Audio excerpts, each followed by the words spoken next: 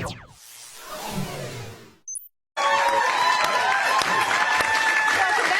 we've heard you haven't been here for a while. Have you been homesick? I've been very homesick. But I've got a meat pie in me, and I've got some Vegemite and some Tim Tams and some Jaffa. You certainly have a meat pie. You're Paps. It's the Aussiest Pap shop I've ever It seen. Look at that. Look at that. I love that Pap show so much. I've gone out in sympathy, and I've got somebody to pat me eating a meat pie as well, just in sympathy there. Yes! Sympathy. Oh, go, Helia. That's beautiful. That is beautiful. They did insist they papped him 1,000 times this afternoon. I ate every pie, too. It was lovely. Congrats on the new film. Thank you.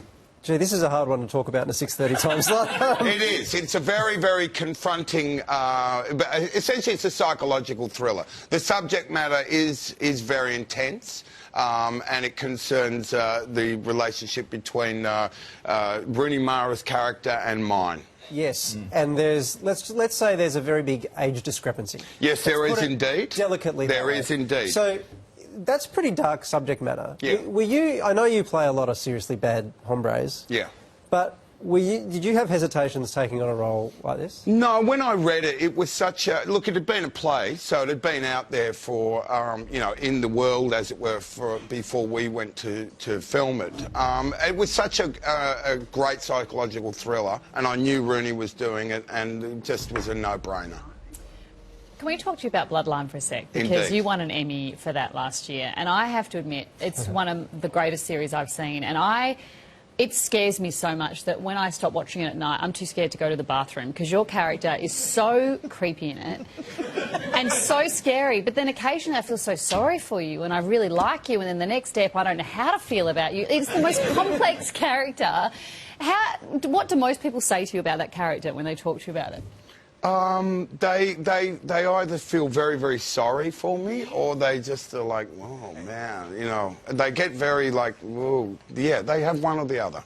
What about Ben, having known you for years as this lovable rogue, and only in these recent years have I been seeing you as this villain? What are some top tips to being the bad guy, to being a villain? Oh, you got to work at it, Pete. You really got to work at it.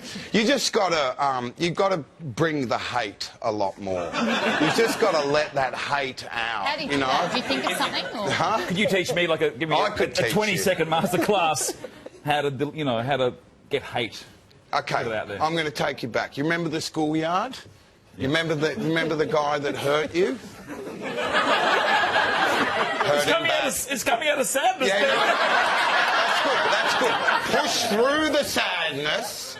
Push through the sadness. Yeah, there it is. There it is. Give me back my lunch. I wouldn't be scared to go to the toilet after that. That's not frightening enough. Do you enjoy playing those roles, though? Yeah, they're fun. They're fun because you get to play with a lot of emotions that you otherwise wouldn't, you know, and they're fun. But you know what you do? You do bad characters that, like Harry was saying, you can't help but like occasionally. Like in this new film, am I a bad person that I felt a little bit of sympathy for your character in this film?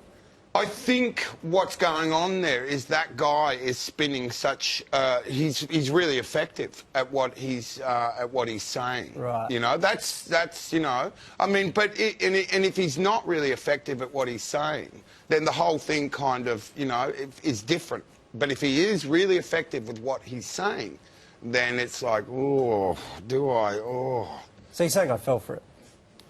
I'm an idiot, basically. No, I'm not. I'm saying it walks a very fine line. Like any great psychological thriller, it takes you to here, and then it takes you to here, and then it takes you to here. When I was going back to the schoolyard before that you took me through on a hell of a journey, Ben, I thought, I pictured myself carrying my green suitcase full of Star Wars figurines, and you were into Star Wars from Rogue One, you were fantastic. And what was it like just being on a Star Wars set and that galaxy? It's awesome. I mean, it's awesome. The first time you walk on and you're... I mean, look, I'm pretty lucky. I get death troopers behind me, which are kind of like, you know, stormtroopers, but bigger and painted in black. So, but it's awesome. The first time you see Darth, that's you know, that's pretty cool. Do you have to act cool? Like inside, you're like, oh my god, oh my god, oh my god. Or No, that's the good thing about it. You don't actually have to act cool. You can kind of lose it completely, and it won't be in the movie. You know, so it's fine. And do you still feel, are you part of the Star Wars universe? Like, I know Rogue One was a film by itself, but do you know much about the next film? Do you get little sneak peeks or anything like that? Yeah, you know. Just whisper a few things, just whisper a few things. I can let you know a couple of things. I know you never watch your films. You'd make an exception for Star Wars, wouldn't you? Star Wars, we all got taken. We all got picked up. We were in a plane and we got taken to the Skywalker Ranch. Oh, wow. You got to watch it there. That's where we was. Oh, so you don't got jump the out best on that. stories in the world. Ben's new film Una is in cinemas June 22. Would you please thank Ben Mendelsohn?